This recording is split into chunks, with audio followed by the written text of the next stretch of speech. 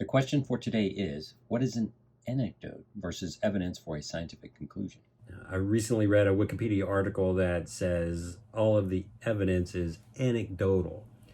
So it turns out that anecdotal information is not evidence at all. Anecdotal just means you've got a piece of data or a piece of information that's out of context. So you don't know anything about the situation.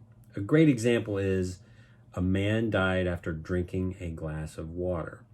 Totally anecdotal, no reason for concern because everybody dies sometime, and water is the most popular drink on this planet. So it's probably just coincidence, right? What if we multiply that and say, well, 20 men died after drinking 20 different glasses of water? It's still just 20 different anecdotes and doesn't tell us anything. However, if we add more information and we put it in context, we say, all of these men were in the same room at the same time drinking glasses of water that all came from the same water cooler. Suddenly, now we have context. This is no longer an anecdote. This is a situation that tells us something is wrong. So what we then need to do is, of course, dig in and find more evidence. So let's suppose that we're looking for more evidence and all of these 20 men are, say, in a war zone. They're all wearing military uniforms and they all have signs of shrapnel wounds on them. Furthermore, we find evidence that a bomb went off in the room. Well, then we're not too worried about the water cooler.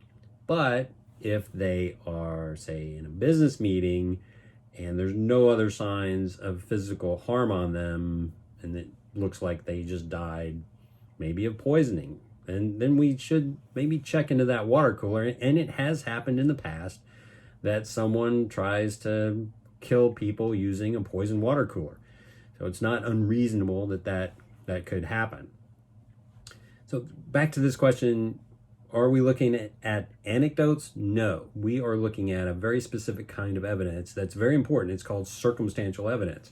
Now, circumstantial evidence can rule suspects out, but when circumstantial evidence all piles up, and we have about 20 lines of that now, and it's all pointing at the same suspect, then what you've got means, you've got motive, you've got opportunity. We know the drug is dangerous. We know it hurts animals. We know so many things about this drug that we can conclude without a reasonable doubt that the drug is dangerous. Now, people would like to have very direct evidence, but for a lot of reasons, that's just not feasible in this particular case.